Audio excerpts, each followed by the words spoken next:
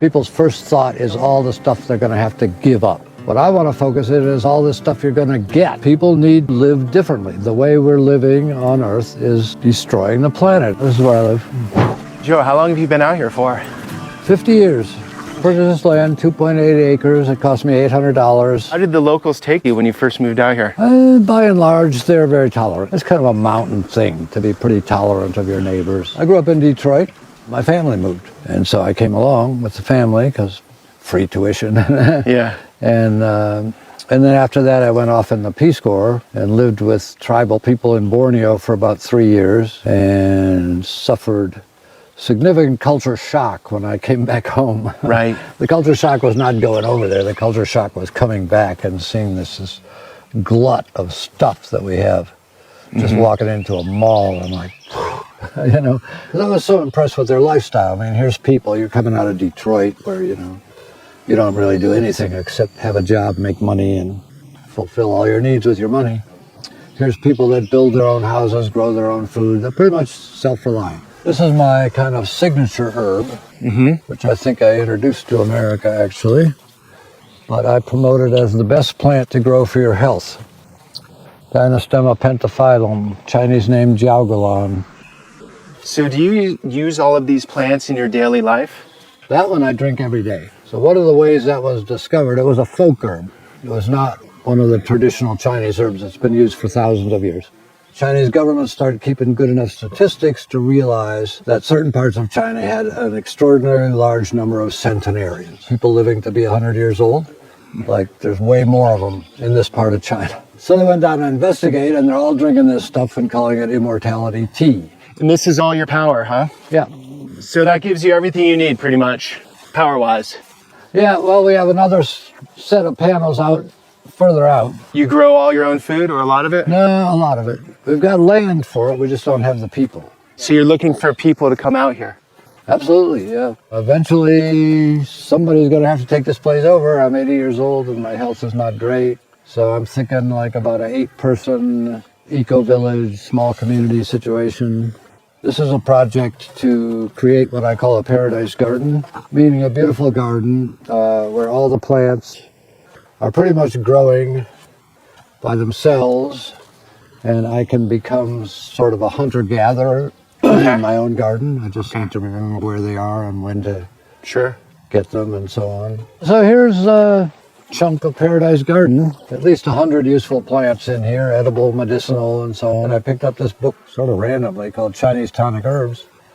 Read about them, sounded great, so I just ordered some to start trying them. And I'm like, yes, I want to grow this in my garden. So then that sent me on a long search to botanical, because most of them are not available in America.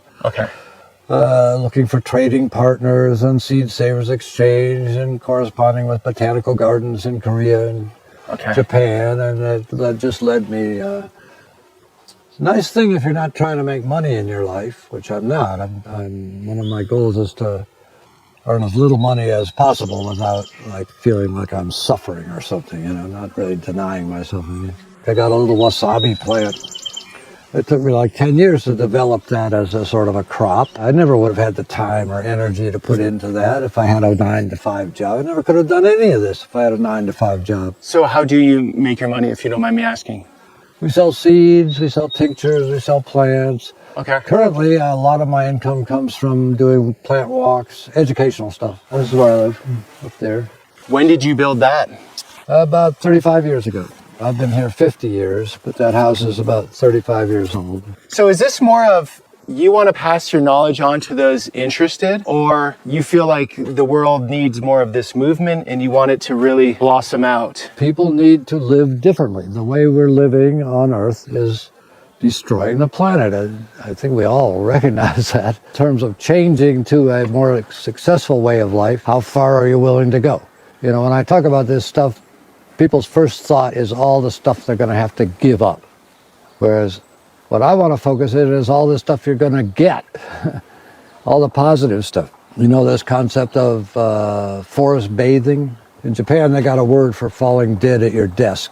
People are just so overworked. So people are being prescribed to do this thing called forest bathing, where you just go out in the woods and kind of meditate and open your senses, your ears, your nose, your eyes, and just absorb this natural energy. Well, you can put a helmet on somebody and measure their brain waves, and it's just a difference of night and day between somebody walking down a city street and somebody walking down a mountain path.